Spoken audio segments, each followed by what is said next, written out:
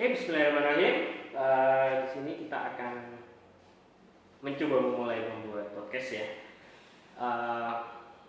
Kita akan membahas hal-hal yang sebenarnya banyak orang di luar sana bertanya.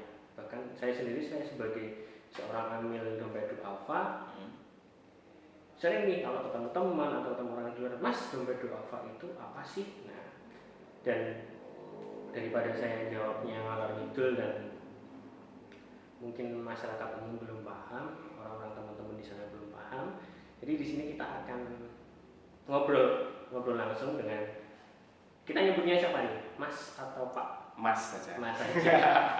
Di sini kita akan ngobrol sama Mas Bambang Edi Prasetyo. Mas Bambang Edi Prasetyo. Nah, Mas Bambang Edi Prasetyo ini siapa? Nanti biar beliau menjelaskan sendiri beliau ini siapa, di sini sebagai apa, di Dompet Alfa Yogyakarta khususnya. Monggo Mas Bambang, silakan memperkenalkan diri. Oke, baik, terima kasih Adit. Adit ini adalah salah satu amil di DD Jogja dari kalangan milenial. Jadi sentuhan-sentuhan yang diberikan juga sentuhan-sentuhan milenial, termasuk membuat podcast hari ini kan. Kemarin saya dihubungi podcast apa ya podcast ini karena sempat rada mikir ya, memang beda tentunya. Baik, terima kasih. Tadi ditanya bahwa Dompet Alfa itu apa ya. Dompet Alfa itu sebenarnya adalah lembaga. Kenalan dulu dong Mas. Oh iya, belum kenalan Mas ya. Saya Bambang Edi Prasetyo. Kalau teman-teman biasanya manggilnya Mas Bams. Di Dompet Alfa Jogja ini saya diamani sebagai pimpinan cabang sejak 1,5 tahun lalu tadi ya, sekitar itu.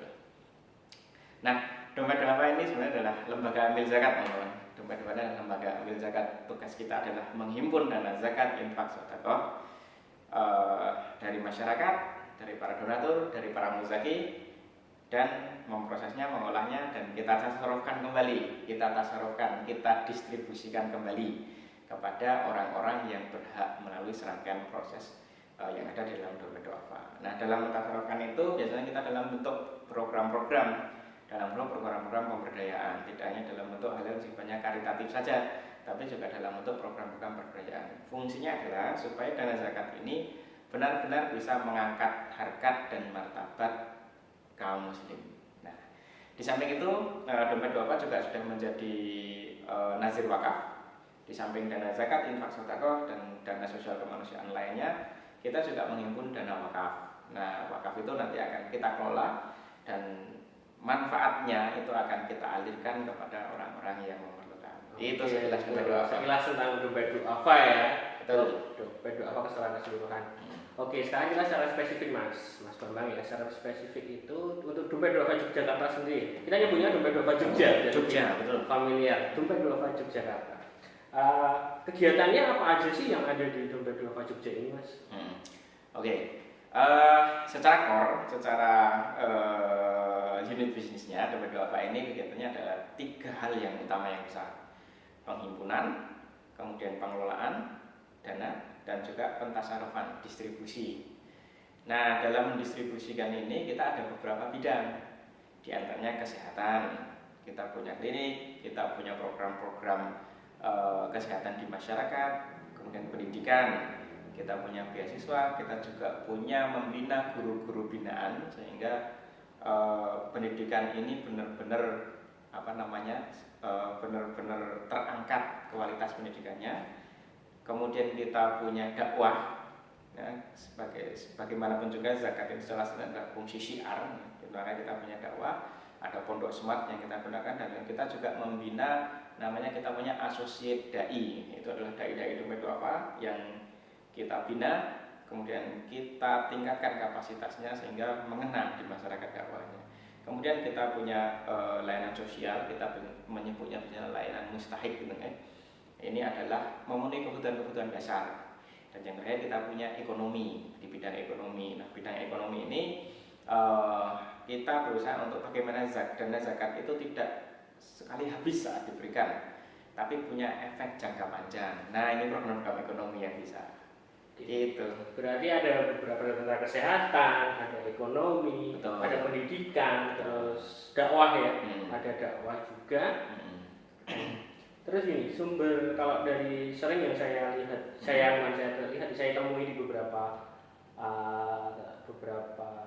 kondisi atau beberapa momen saat saya pergi, saat saya keluar, saat saya main itu nanya nih sumber dana. Tadi Mas Bambang di depan sudah menjelaskan ya sumber dana itu dari mana. Ada nggak hal yang bisa dijelaskan lebih spesifik? Sumber dana Dompet Duafa Jogja sendiri. Kalau Dompet Duafa kita membahas tentang Dompet Duafa Jogja, mungkin bisa Dompet Duafa keseluruhan ya. Sumber dana Dompet Duafa itu dari mana saja, terus cara penghimpunannya itu seperti apa? Gimana? Sebagai lembaga amil zakat, tentu sumber dana awal kita adalah dana zakat, dari dana zakat. Di samping itu juga ada dana infak, lalu kemudian ada juga dari wakaf. Nah ini sumber dana utama. Ini diperoleh dari mana? Kita punya donatur retail.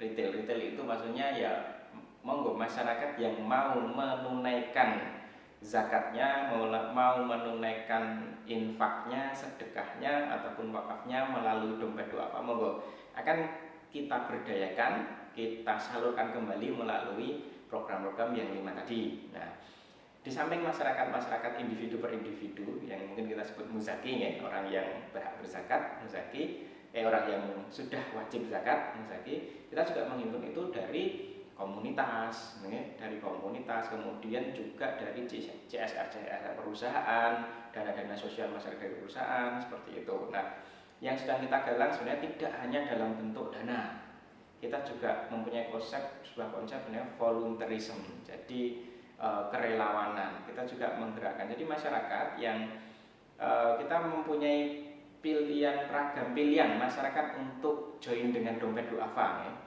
Kalau tidak dengan tidak dengan hartanya, entah itu melalui zakat, infak ataupun yang lain, bisa melalui dengan pemikirannya, bisa melalui dengan tenaganya, melalui konsep-konsep volunteerism itu tadi. Begitu. Yang intinya sih orang kalau mau ingin bersedekah itu melalui Dompet Duafa bisa dengan berbagai cara ya Mas ya. Betul. Dengan berbagai cara, dan untuk zakat sendiri pun itu ada hitungannya juga kan Mas. Ya. Nah, ini menjadi salah satu pertanyaan juga yang sering kita temui di luar. Termasuk Mas, Mbak, kita itu kalau mau zakat di Dompet Duafa itu gimana sih caranya? Terus sama hitung-hitungannya gimana sih zakat itu? Ya. Betul, ini memang banyak masyarakat itu memang kadang tahu zakat kira yo sing Arab Idul Fitri kan atau yang beras itu. Nah, enggak, zakat ternyata tidak hanya itu. Nah, teman-teman bisa membuka pembahasan itu semua, kemudian bisa membuka di kemanusiaan.org. Di situ kita sudah ada sediakan menu kalkulator zakat. Nah, di kemanusiaan.org itu teman-teman bisa mengklik kalkulator zakat itu, sehingga nanti sudah ada itu rinciannya, penghasilan berapa, kemudian ada tanggungan apa, nanti sangat rinci dari situ. Nanti sudah keluar di bawah itu sudah keluar, oh ternyata zakat yang harus saya tunaikan segini, segitu. Itu tentang pertama. Terus kemudian mengenai bagaimana masyarakat itu bisa mengakses Dompet Duafa. Kita ya yang namanya zaman sekarang, zaman digital, semua zamannya Internet of Things ya. Kita main di kanal-kanal digital juga main. Instagram kita punya Dompet Duafa DIY, Facebook kita punya Dompet Duafa Yogyakarta. Kemudian YouTube kita juga ada, dan web kita juga punya Dompet Duafa Jogja.dompetduafa.org dan kemanusiaan.org. Nah, semua informasi tentang Dompet Duafa selalu diupdate ke situ. Tinggal klik itu aja, kita sudah bisa dapat semua informasi ya. Oke, nanti kita share linknya, kita kasih alamatnya ada di mana aja, Instagram, Twitter, Facebook, mungkin channel YouTube, semoga akan kita naikkan ke channel. Termasuk satu lagi tambah ya. Jadi untuk memudahkan masyarakat menunaikan zakatnya, menunaikan donasinya, kita juga punya sekarang kita tahu pergerakan kita disarankan untuk terlalu tidak banyak keluar rumah.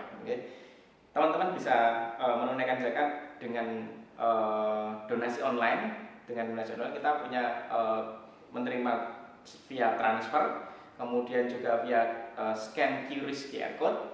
Kita juga menerima jemput donasi. Ya, jadi teman-teman tidak perlu sekarang zakat harus datang ke kantor dompet duafa gitu ya, itu nggak perlu. Tapi bisa langsung mengklik di kanal-kanal digital kita, teman-teman akan langsung menginformasi informasi bagaimana mengakses dompet duafa. Dan di situ pun kita juga nanti ada kontak person juga ya Mas ya. Betul. Kita konsultasi zakat, sebenarnya pengen ngobrol gitu ya. kan. Zakat itu seperti apa atau hitungannya gimana sih? Kalau pengen ngobrol lah dengan dengan tim dari dompet duafa sendiri bisa ada nomor customer care kita. Nanti kita kasih nomornya. Jadi kita akan customer care untuk istilahnya konsultasi ya kan. Oke, ya kan berarti kita sudah bisa dengan mengklik link dan kita atau konsultasi dengan nomor yang akan kita share.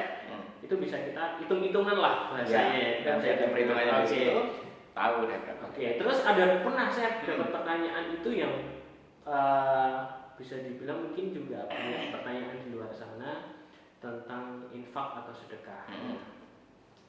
Kita sering dompet duafa Jogja itu sering campaign tentang sedekah Al-Quran. Iya betul. Ya, terus tentang santunan anak yatim pun kita ada ya, dompet duafa itu ada. Terus ada beberapa lah pemberdayaan dan segala macam kan kita campaign tentang itu Mas. Nah, mereka nanya kalau sedekah itu atau infak itu harus berapa sih Mas? Kalau dompet duafa, nah gitu. Di luar campaign ya. Kalau bisa di luar campaign atau di dalam campaign itu sendiri gitu. Sedekah itu dipatok nggak sih Mas? Infak di dompet duafa, sedekah di dompet duafa itu dipatok apa nggak sih? Baik teman-teman. Pada prinsipnya sedekah itu tidak ada patokan berapa nominalnya. Ya. Pernah kok datang ke sini seorang anak kecil mungkin urusannya masih entah TK atau SD. Kalaupun SD masih SD kelas kecil lah. Dia bawa ke sini dengan membawa celengannya. Kebayangkan celengan itu isinya duit recehan semua itu. Duit recehan satu celengannya. Itu dibawa dan dihitung satu-satu di depan amil kita. Nah ini menggambarkan bahwa sedekah itu tidak harus banyak, tidak harus nunggu banyak. Berapapun nominalnya itu juga nilai sedekah. Yang penting adalah keikhlasannya, keikhlasan itulah yang nanti akan mendatangkan itu, mencatatkan itu sebagai amal pahala. Gitu. Bahkan senyum pun sedekah. Senyum itu juga sedekah itu. Nah, senyum itu bisa dielaborasikan dengan kegiatan-kegiatan volunteerism kita. Kita punya banyak kegiatan. Misalnya pas kita ada kegiatan katakanlah dongeng ceria gitu dengan ceria. Nah, teman-teman, saya kena mau cerita aku iso, pinter. Bisa jadi narasumber seperti itu. Gitu. Oke, terima kasih Mas Bambang untuk sedikit informasinya.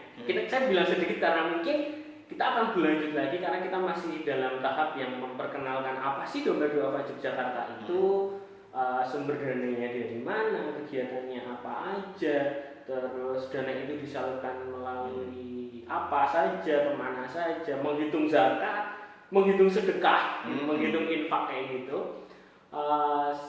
Nanti kita juga menerima pertanyaan-pertanyaan tentang dompet duafa yang pengen teman-teman tahu tentang dompet duafa Jogja. Nanti kita lanjutkan di sesi berikutnya insya Allah melalui channel YouTube atau channel podcast di Spotify. Kita berencana untuk memperluas akses teman-teman biar bisa lebih mengenal dompet duafa. Begitu Mas Bambang, ada closing statement? Baik teman-teman, masalah yang kita hadapi di kehidupan sehari-hari ini sangat kompleks dan itu pun masalahnya sangat besar-besar. Nah, dalam menghadapi masalah ini, dalam mengkikis masalah ini, mengurai masalah ini, tentu kita tidak bisa bekerja sendiri-sendiri. Kita tidak bisa yang bekerja hanya satu komunitas saja, tidak bisa yang bekerja hanya satu instansi saja atau pemerintah saja. Nah, kita turut ambil bagian di dalamnya untuk memecahkan masalah itu. Untuk itu kami Dompet Duafa mengajak teman-teman semua untuk bergandengan tangan, bekerja sama, bergotong royong, saling mendukung, saling menguatkan untuk memecahkan masalah ini.